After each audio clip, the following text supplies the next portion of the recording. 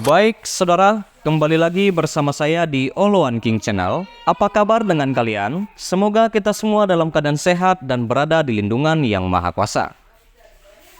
Seperti biasa saudara, kita kembali membahas tentang kasus Subang ya, di mana hasil visum korban pembunuhan ibu dan anak di Subang yang disampaikan pengacara Yosep berbeda dengan keterangan Dr. Hastri. Hasil visum Tuti Suartini dan Amalia Mustika Ratu itu diklaim pihak Yosep tak ada yang mengetahuinya.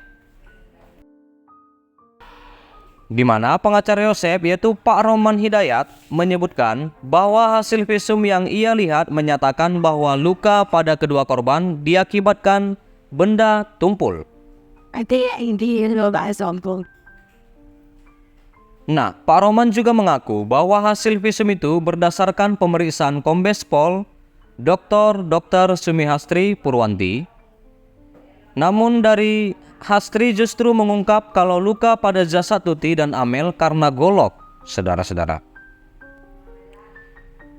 Iya, di mana itu kan jenazah korban kasus Subang ini ditemukan di bagasi mobil Alphard yang warna hitam ya, di garasi rumahnya, Kampung Cisuti, Jalan Cagak, Subang, Jawa Barat, di mana keduanya ditemukan pada tanggal 18 Agustus 2021 pagi.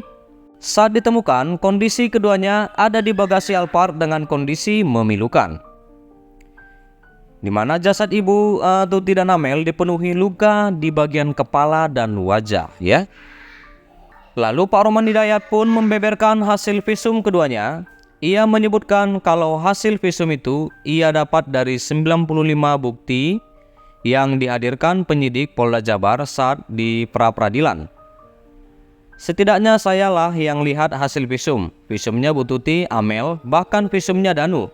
Saya sudah baca, kata Pak Roman ya, di kanal YouTube Misteri Mbak Suci pada Kamis tanggal 21 bulan 12 2023.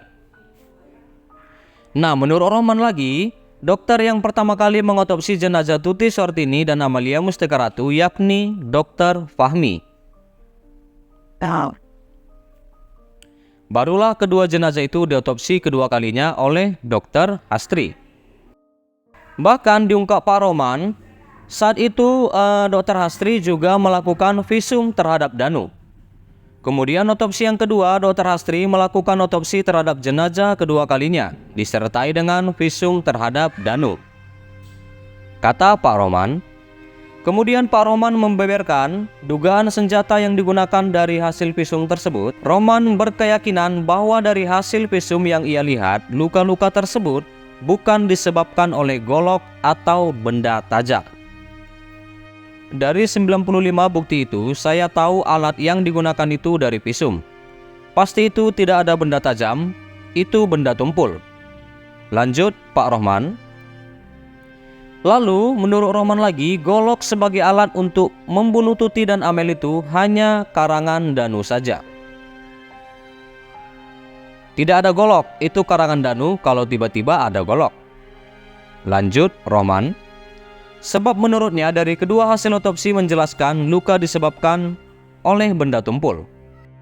Visum dari Dr. Fahmi, visum Dr. Hastri itu karena benda tumpul, rusak di selaput otak kalau tidak salah dua-duanya, kata Roman.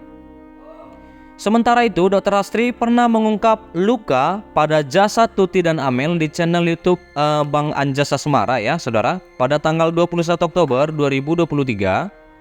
Saat itu Dr. Hastri menegaskan kalau luka pada kedua korban disebabkan oleh benda tajam dan benda tumpul.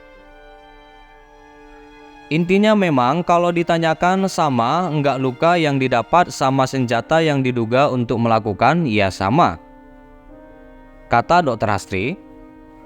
Ia menyebut memang luka yang didapat akibat benda tajam dan benda tumpul. Memang tajam tumpul, kan golok ada tajam ada tumpulnya kan. Jadi mungkin ada memar di bagian bawah, sama luka tajam pasti di kepala. Lalu, Dr. Hastri bahkan menegaskan kalau luka di wajah korban akibat benda tajam bukan benda tumpul.